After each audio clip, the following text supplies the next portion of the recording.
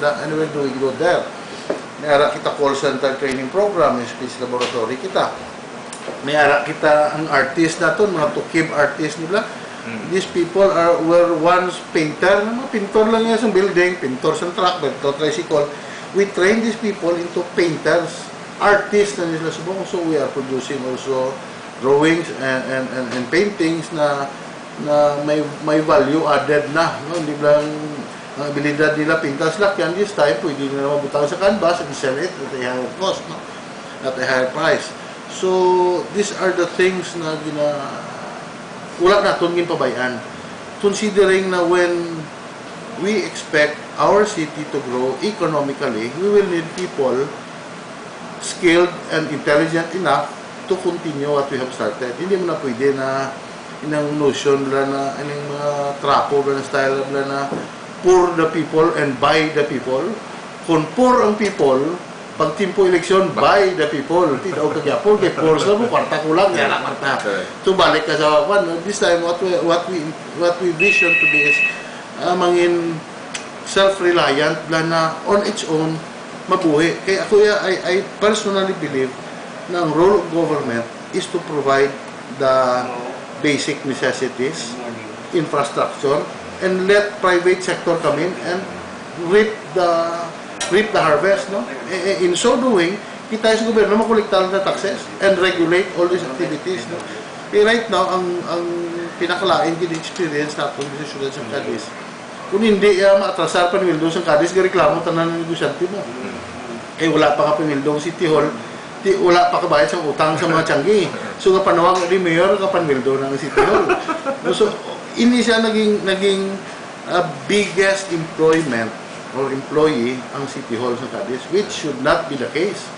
No, dapat ya private sector, no? But again, wala kita sa may ginatumod.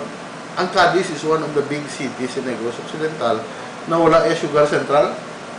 Wala kami sugar central. Sagay City has 3 sugar centrals. So kita yung wala din. Victoria City has 1, Victoria and so on and so forth. So ang Cadiz wala. We have to create our own livelihood or create our own opportunity for the people to grow, no? and work on. But makita mo yan on its own, Cadiz is really a progressive city. Not because akong hambal mayor, siguro kontra ko sa politika, mambala, wala na, mapatay na, marunod na ng Cadiz. But you should see, there are only few cities, there is in Negros, na may Jollibee. Now, Jollibee is a private investment corporation, hindi na sila yung madala sa politika. May mga market study na sila before they come in. So I believe na Jollibee is here because nakita nila na Cadiz is really ripe for such an investment, no? So, and I think we are doing good, they're doing good, no? And so on and so forth. May mga Noboda, may mga, Mercury Drugstore, and all, no?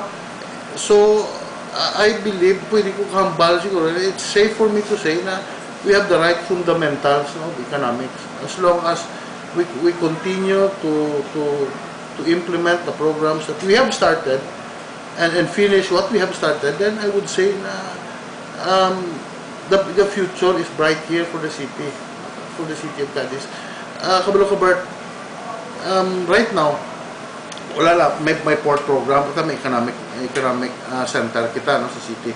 So, paano na siya maka-create employment sa tao? We are on the process of planting up to 5,000 hectares of Jatropha. Right now, we have planted already 100 hectares and counting. And I hope that by the end of 2009, we will be planting around 1,000 hectares already of Jatropha. Okay. Jatropha is source of biodiesel. And by 2010, the law says na 10% or 5% of our diesel consumption should be mixklahan sang biodiesel, no? So Jatropha is it. Now we have started planting already, and no other than the president would like to come and see, and she's requesting me through emissaries na to prepare a master plan. Now what's this master plan? So may 1,000 hectares na Jatropha plantation, you will need an extraction plant. So in a way, do processing plant na siya. So do central naman na siya, mini central na siya. And when you have this extracted Jatropa biodiesel, kinananon mo na siya i-mix class sa diesel fuel.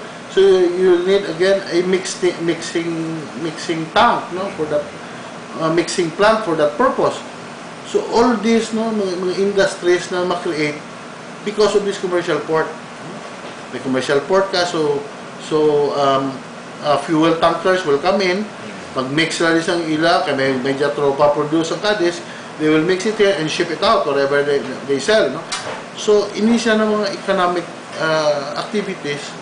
As I've said kaina na ang roles ng government is to provide the infrastructure, no? Ang ginatanong to sa Bukid, Bert, no, barangay magsaysay ang payroll natin to 100 to 150 kada semana. You just imagine 150,000 to 100,000 sa Bukid gila Panwildo mo. Piyesta yung mga barangay na masudlan sa ining plantation type naton. And wala na to naglaland grab kay the people na tag-iya sa luta will still own their land. In fact, contract growers sila sa government. Nang ila produkto baklon sa gobyerno. They still retain their land, and kung hindi niya gobyerno, the Jatropa will remain with them. So but siguro ginansya ang Cadiz noon sa sinina programa. So that's only one factor na ginalantaw nato. We have asang buhi pa to si Governor Joseph, amo ni isa ka program niya na ang tanan nasaw yung mga nayon bla i-upgrade naton sa probinsya sa Negros Occidental. And I would say siguro mga 70-80% sa Cadiz na himo na naton. Makita mo na may complete kita slaughterhouse, single A na siya. We will be buying for a double A slaughterhouse by next year. Then going ang operation construction naton or development naton. And we have also this inang may 30 saw level kita na module, but siguro 30 ka na yun na level, artificial insemination. Ang produktos ni F1 siya mo produktos ni mo ginakambyo naton sa mga Bisaya brang nabalta or mga Bisaya na mga bakte na mga nayon. No, so gina-restock naton ang aton di cattle industry sa Cadiz, no? Not to mention ang aton mga Carabao, Mura Buffalo, ang aton bawar na mga goats, no? Gina-cross naton sa Anglo-Nubian kung sa mga Bisaya na goats. Ang aton kanding na siya ginambal naton, no? And so on and so forth, no? So, Bert, livestock, economic. Why livestock? Kasi nakita ta, Negros is a net exporter of this livestock. And the demand is really great. So, ang atong yung vision sini, livelihood program, sagot ka lang baboy mabuli. Kaya may port kita, kaya may buyer na sa port.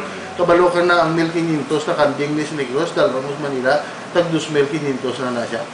So these are opportunities na siling kubla na i-grab naton ang infrastructure i-put up sa gobyerno, ubra ka port, ubra ka gwapo na slaughterhouse, and let the private sector come in and invest in it, no, and reap the harvest, and in so doing magsaka ila income, damos na taxes bayaran sa gobyerno, hindi ba everybody happy, no? So more schools will be will be created or extension schools will be open, no?